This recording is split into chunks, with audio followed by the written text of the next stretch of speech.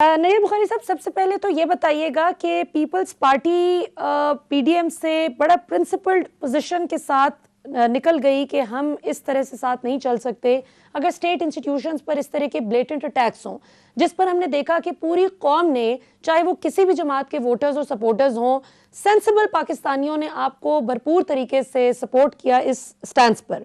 अब ये बताइए कि इमरान खान हुकूमत के खिलाफ तो आप सब सेम पेज पर हैं, अपोजिशन जमातें, ये लॉन्ग मार्च कब आ रहा है और क्या लॉन्ग मार्च तहरीके अदम एतमाद से पहले होगा या बाद में होगा, और तहरीके अदम एतमाद कब टेबल हो रही है? Thank you. मेरा ख्याल है हर टीवी चैनल वाला इस जुस्तजू में है कि उसको कोई नो कॉन्फ्रेंस की टारगेट डेट्स पता चल जाए। उसको थोड़ी सी समझने की जरूरत है। बिल्कुल आपका राइट है कि आप खबर लें और खबर मतलब आवाम तक भी पहुंचाएं, लेकिन कुछ प्रायोरिटीज और स्वाबदीद जो है वो पॉलिटिकल लीडरशिप्स की भी होती है। और मैं समझता हूँ कि पॉलिटिकल लीडरशिप्स अपनी स्ट्रेटजी जो है उसको अनाउंस करते हैं अप्रोप्रिएट टाइम पे, जब वो उसको मुनासिब समझते हैं। ये उनकी अपनी स्वाबदीद है, इसलिए हमारी कंसल्टेशन बिल्कुल है। और हम समझते हैं कि जितना जल्दी इस हुकूमत से निजात हासिल करेंगे उतना ही बेहतर है इस मुल्क के लिए, इस मुल्क के आवाम के लिए। तो एज सुन एज पॉसिबल हम इसको बिल्कुल टेबल करना चाहते हैं, लेकिन आपको ये भी इल्म होना चाहिए कि पॉलिटिकल स्ट्रेटजीज में जो अपोजिंग पार्टीज होती हैं वो अपनी अपनी स्ट्रेटजीज इवॉल्व करती हैं। वो आज जब मैंने देखा कि पीटीआई वाले भी अपनी इमरजेंट मीटिंग सीसी की अपनी एग्जीक्यूटिव कमेटी कर रहे हैं, तो हम आपस में राब्ते में हैं जो मेन पॉलिटिकल पार्टीज हैं। ठीक है। और उसके लिए आपको पता है कि हमें कुछ और मैनेज भी करना है, और उसके लिए भी आज भी मीटिंग्स जो हैं वो जो अपोजिशन पार्टीज के लोग हैं उनकी अलाइज के साथ हुई है, और हम उसके रास्ते में हैं।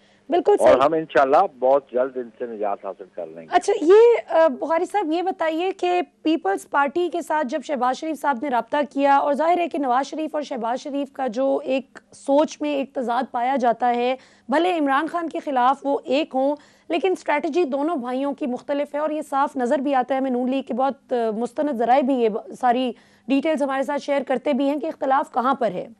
लेकिन जब उन्होंने आपसे रब्ता किया तो उस पर फजलुर रहमान साहब ने बहुत नाराजगी का इजहार किया है। अगरचे मीडिया में वो थोड़ा सा इसको करने की कोशिश कर रहे हैं निगेट, उनके स्पोक्स पर्सन्स, लेकिन हमें बहुत बावसूख जराए से पता चला कि फजलुर रहमान साहब अपने उसी मौक़िफ़ पर कायम है कि हुकूमत की इत्तेहादी जमातों को साइड पर किया जाए, ना कि पीपल्स पार्टी को साथ उस तरह से ऑन बोर्ड लिया जाए।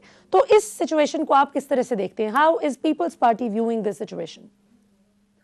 देखिए, प्राइमरीली जब हमने चार्टर बनाया था इसके लिए, पीडीएम के लिए, तो हमने उसमें प्रायोरिटीज फिक्स की थी। और सेकंड लास्ट प्रायोरिटी जो थी उसमें वो थी नो कॉन्फिडेंस की।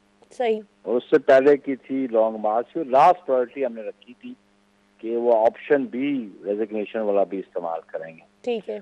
और हमारा मौक़िफ़ था कि एक स्टेज पे जब वो हमारी मीटिंग्स होती रही दिसंबर 2020 में, और फिर जनवरी फरवरी मार्च 2021 में, तो हमारा ऑब्वियसली ये इनका मौक़िफ़ था कि जी रेजिग्नेशन करें, और हमने कहा हम अपनी सीसी के पास जाएंगे। ठीक है। और हमारी सीसी की मीटिंग 30 दिसंबर को कराची में हुई 2020 को, और उसमें हमने कहा जी रेजिग्नेशन इज नो सोल्यूशन। ठीक है। और फिर हमारी बात हमने उनको कन्विंस किया कि रेजिग्नेशन से इलेक्टोरल कॉलेज सेनेट का नहीं टूटता और आप लूजिंग एंड पे होंगे। और वो हमारी बात उन्होंने मानी, और फिर सिचुएशन मुख्तलिफ हुई। बाय इलेक्शंस भी हमने जीते, और सेनेट में आज जो हमारी स्ट्रेंथ है वो हमारी पीपल्स पार्टी की स्ट्रेटेजी थी जिसको अडॉप्ट किया। कोई शक नहीं। बिल्कुल। इसलिए आप लेट मी कंप्लीट नाउ। इसीलिए हम समझते हैं कि हमने उस वक्त कहा था नो कॉन्फ्रेंस मूव करते हैं, तो मौलाना और PMLN आज उस हमारी सजेशन पे, हमारी प्रपोजल पे मुतफिक है, और हम शुक्रगुजार हैं उनके कि अच्छा, वो नो कॉन्फिडेंस की तरफ पिछली आए हैं। दफा भी ये हुआ था नैयर बुखारी साहब, पिछली दफा भी ये हुआ था कि आप लोगों के सर पर थोप दिया गया था इसको कि लॉन्ग मार्च हम इसलिए नहीं लेकर आ रहे। फजलुर रहमान साहब और नवाज शरीफ साहब की जमात ही कहती थी कि हम तो तैयार थे लॉन्ग मार्च के लिए, लेकिन पीपल्स पार्टी की तैयारी मुकम्मल नहीं थी और इन्होंने हमें बैक स्टैब किया जिसकी वजह से हम रह गए। तो इस दफा क्या आपको लग रहा है कोई ऐसी खप पड़ सकती है दोबारा से?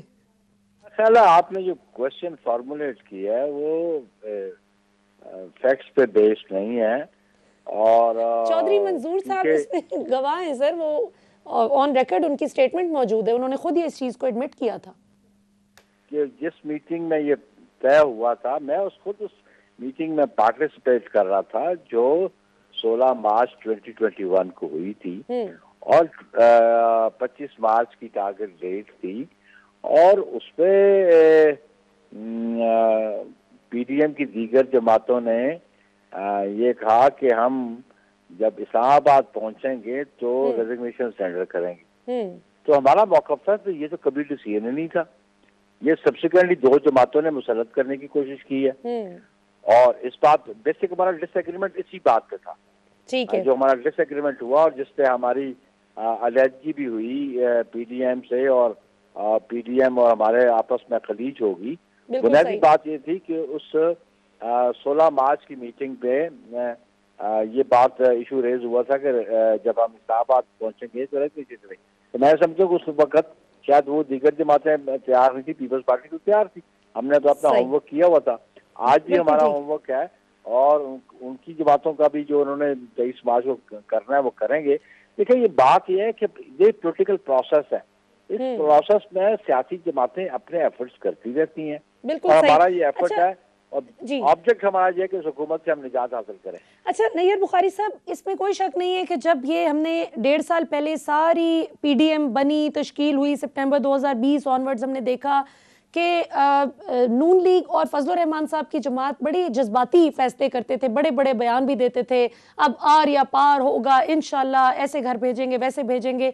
लेकिन पीपल्स पार्टी ने अपनी बड़ी एक ना बड़ी प्रैक्टिकली फीजिबल अप्रोच रखी, जो समझ भी आती थी कि वो बातें आप लोगों ने वो की जो हो भी सकती थी, और फिर इसका डायरेक्टली बराह रास्त फायदा नून लीग को हुआ, जो आपने बाई इलेक्शंस में पार्टिसिपेट करने का मशवरा दिया, आपने कहा जी बॉयकॉट ना करें, बाई इलेक्शंस में जाना चाहिए, और जाहिर है कि उसमें नून लीग ने बहुत सी सीट्स बैग की। अभी अलग बात है कि पीटीआई कहती रहे कि जी विनिंग मार्जिन कम हो गया, लेकिन देखा यह जाता है कि जीता कौन और शिकस्त किसको हुई, इसमें कोई शक नहीं।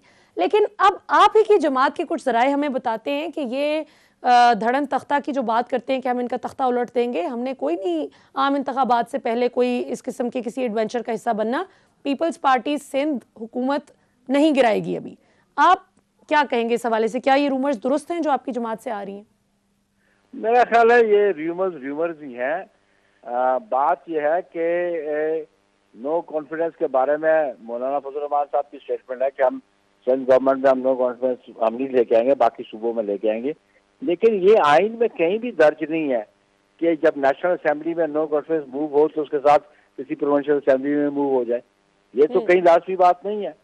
तो बेसिक हमारा ऑब्जेक्ट जो है वो फेडरल गवर्नमेंट जो है इमरान खान की गवर्नमेंट से निजात हासिल करने। अच्छा, तो आप फ्रेश इलेक्शन की तरफ जाने के लिए पीपल्स पार्टी तैयार है कि कल होते हैं फ्रेश इलेक्शंस, तो पीपल्स पार्टी तैयार है पार्टिसिपेट करने के लिए?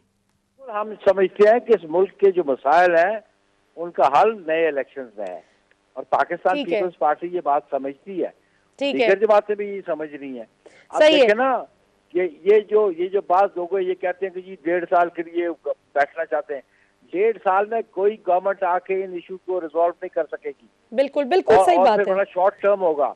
हम फ्रेश मैंडेट चाहते हैं, जिसको अवाम फ्रेश मैंडेट दें, बिल्कुल सही, आके मुल्क के मसाइल हल अच्छा, ये जो शहबाज शरीफ साहब की और जरदारी साहब की मुलाकात हुई है और उसके बाद जो ये कहा गया है कि हम एक ऐसा लाहेमल लाने पर गौर कर रहे हैं कि इलेक्शन के बाद सीट एडजस्टमेंट कर ली जाए, कुछ मिलाकर कोई मुश्तरका सेटअप बना लिया जाए, तो बुखारी साहब आप तो सियासी तौर पर इंतहाई ज़ीरक सियासतदान है, बहुत जानते हैं, सेक्रेटरी जनरल अपनी पार्टी के, क्या पीपल्स पार्टी ये अफोर्ड कर सकती है कि वो नून लीग के साथ पंजाब में और सिंध में इस तरह का इश्तराक कर ले? एक तरह का आपके वोटर्स डिस्ग्रंटल्ड नहीं फील करेंगे कि यही वो नवाज शरीफ साहब थे जो बीबी के खिलाफ कितना कुछ करते रहे और आज हम उनसे हाथ मिला लें?